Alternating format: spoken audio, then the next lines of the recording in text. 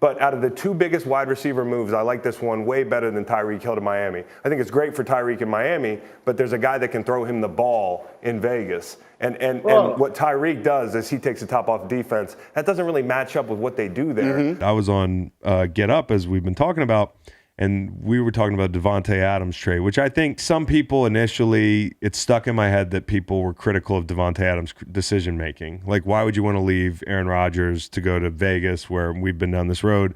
They won the same amount of playoff games last year. They played in the same amount of playoff games last year. Derek Carr is a really good quarterback that I don't think gets enough credit. I think a lot of people shit on him.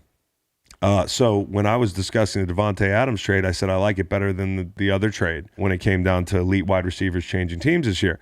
That's not to say I hate the move. That's not to say I hate Tyreek Hill or I hate Tua. I like the other trade better. Now, if it came across disrespectful to Tua, the only person I'd like to apologize to is Tua. Because I really like Tua. I actually love Tua as a guy from afar. And everything I've heard about Tua as a dude from coaches and players has been positive as far as and I could see that without asking my peers. I mean, we've talked about it on this show all the time. This guy's been through a ton of shit. I was a top 5 pick. I know how many things are stacked against you. I know the context that you can color in a lack of production when a player's not getting it done as a top 5 pick. That was me for a year and a half, for sure, dude. But I also wasn't a quarterback. And you can't have a ceiling as a quarterback and expect people not to point it out if you're a top 5 pick. If you have a ceiling as a position player, as a top 5 pick, I think most people eventually get down with the fact that he's not a bust, but he's a really good player, or he's somebody that can help our team and we're happy we have him. Maybe we would have rather had XYZ player.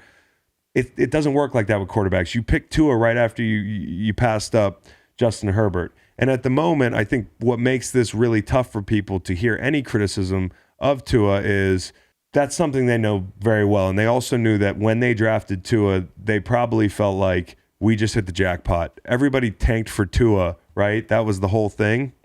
And what came out of it was Tua for Miami. They never expected he'd be there, but he was there. And so people got really excited.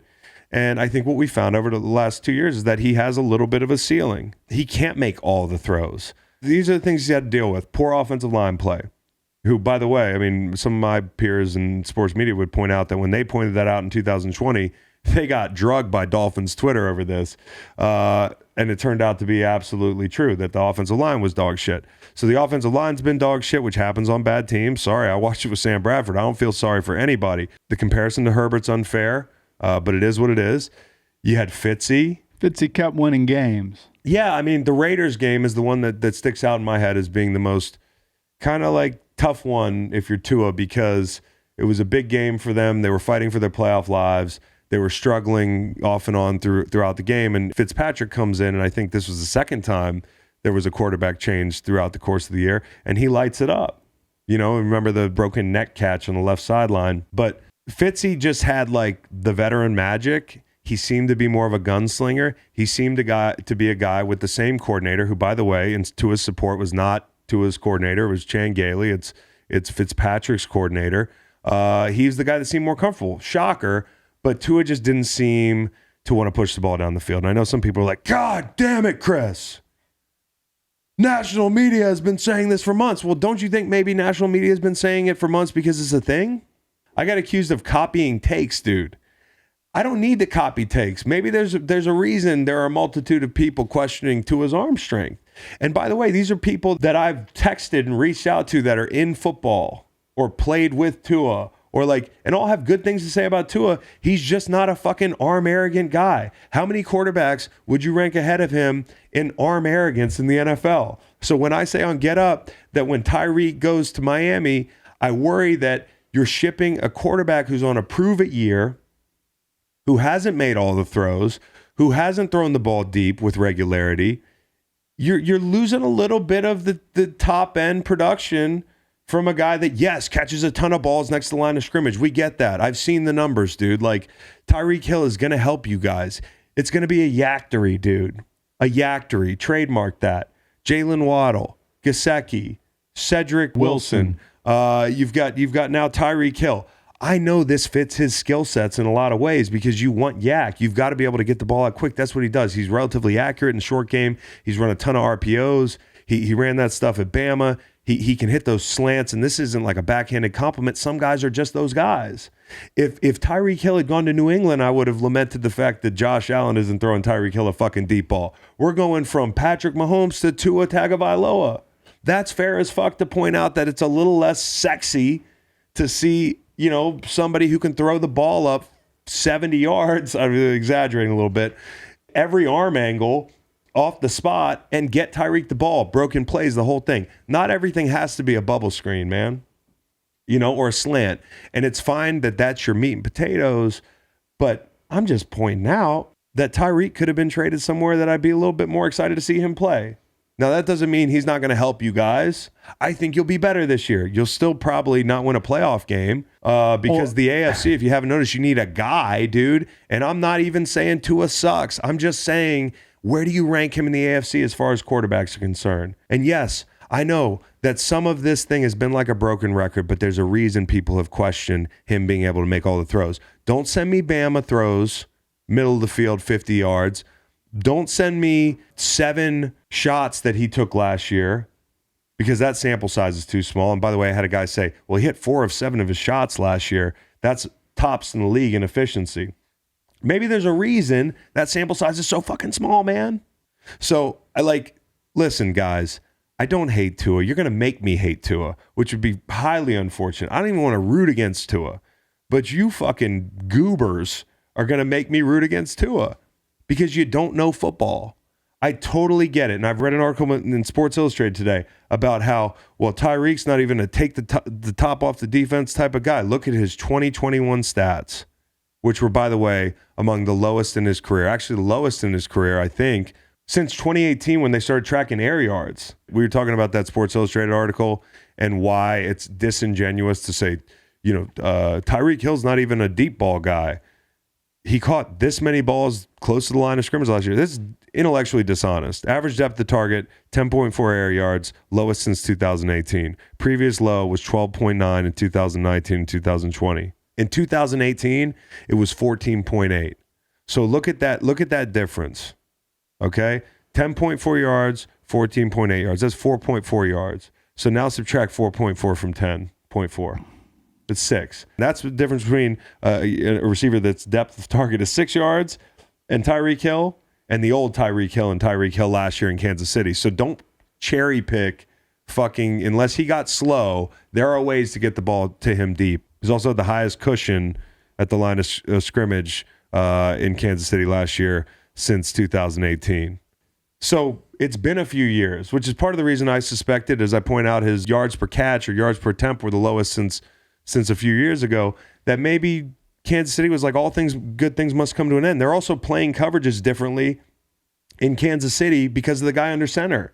All we talked about last year was cover 2, making them take the profit. Like, that's what they were doing, right? Did you guys miss that whole fucking talking point since you're so into media talking points? Like, I don't know if Tyreek and Jalen are going to affect coverages as much as they would elsewhere because of the guy under center throwing the football. And yes, with 2 crow hops and time and the offensive line being better, Tua will be a better deep ball thrower, no question. But don't tell me that he can leave the spot and hurt you from anywhere outside the pocket 30 yards down the field. Nope. Don't be mad at me. Be mad at your front office that they took 2 over Justin Herbert. I even like the kid. I'm uncomfortable. There's not a player in the league I'd like to be doing this segment about less. But he has a ceiling. And this year we're going to find out if it's him or somebody else. And that's been said out loud. They were trying to trade for a guy with 21 fucking civil cases. You know who the other guy they were trying to replace with that guy was? Baker Mayfield. So I'm just letting you guys know, Baker Mayfield and Tua, totally different kind of guys, but for different reasons, guys with ceilings. And that's why your team was looking to move on as recently as this offseason. We are all sane people that watch football. We sit in here every Sunday and watch all the games. I gamble on Dolphins games. Listen, this year I watched him. He threw some beautiful back shoulder balls. I mean, like I saw against your Giants, he hit Devontae Parker with a couple gorgeous back shoulder balls.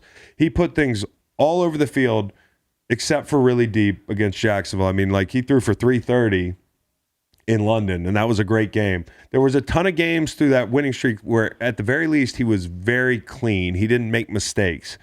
But, dude, it's like I punched your baby. He's not a deep ball thrower until he proves he is. I got a good one for you. Yeah. Tua or Teddy Bridgewater?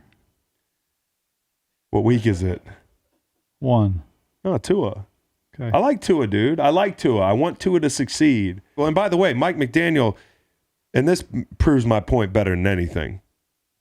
Mike McDaniel got Jimmy G's, had a 100 passer rating. He's turned him into a 90 passer rating, 100 passer rating guy. His help turned him into a 100 rating passer guy. If he can replicate that in Miami, you'll still be wanting a different quarterback in a year or two. People in San Francisco, well, I don't know about people in San Francisco, but nationally, they've written off Jimmy G. Even if it's a success, I do feel like still you'll want more out of the arm arrogance of the quarterback under center in a division where you've got Josh Allen. Unless Josh Allen gets hit by a truck, like he's not going anywhere, dude. Unless Mac Jones gets hit by a truck, like a fucking Peterbilt, he's not going anywhere. I also think they'll probably tailor the offense like any good coach would to Tua. So do I think he'll improve this year? Fuck yeah. Do I think you're going to win a playoff game? Fuck no. Do I think you're going to win a Super Bowl while most of you are alive? Probably not.